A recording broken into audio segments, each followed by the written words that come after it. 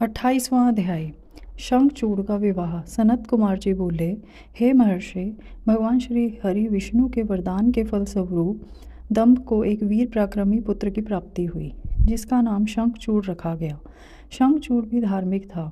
अपने परम पूज्य गुरु के अमृत वचनों का शंखचूड़ के मन पर गहरा प्रभाव पड़ा और वह पुष्कर नामक तीर्थ में जाकर एकाग्र मन से तपस्या करने लगा। उसने अपनी इंद्रियों को अपने वश में कर लिया और अनेकानेक मंत्रों द्वारा ब्रह्मा जी की साधना करने लगा।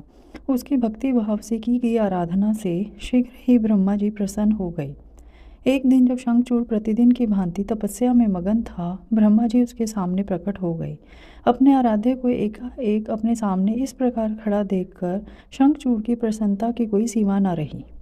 वह ब्रह्मा जी के चरणों में लेट गया और उनके पैरों पर अपना सिर रखकर उनकी स्तुति करने लगा। ब्रह्मा जी ने शंखचूड़ को ऊपर उठाया और उससे कहा, हे वत्स, मैं तुम्हारी आराधना से बहुत प्रसन्न हूँ। तुम जो चाहो मुझसे वरदान मांग सकते हो। मैं तुम्हारी सभी मनोकामनाएं पूरी करूँगा। अपने आराध्य ब्रह्मा जी के ये वचन सुनकर शंखचूड़ बोला, हे ब्रह्मा जी, यदि आप मुझ पर प्रसन्न हैं तो मुझे यह वरदान दीजिए कि मुझे कोई भी जीत न सके।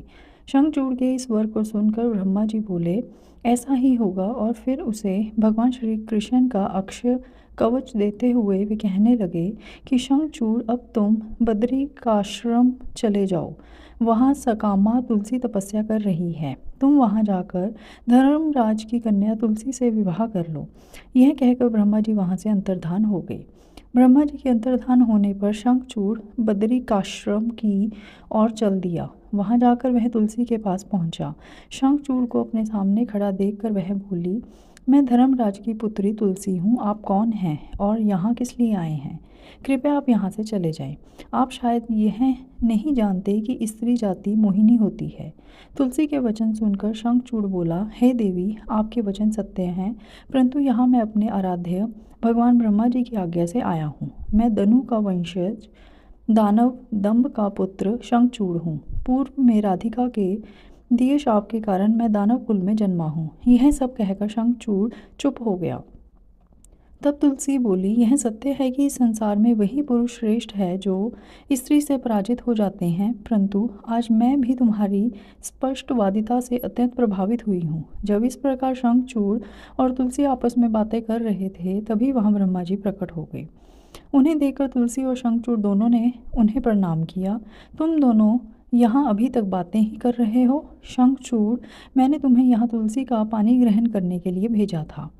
तुम निश्चय ही पुरुषों में श्रेष्ठ हो और तुलसी निसंदेह ही स्त्रियों में रतन है।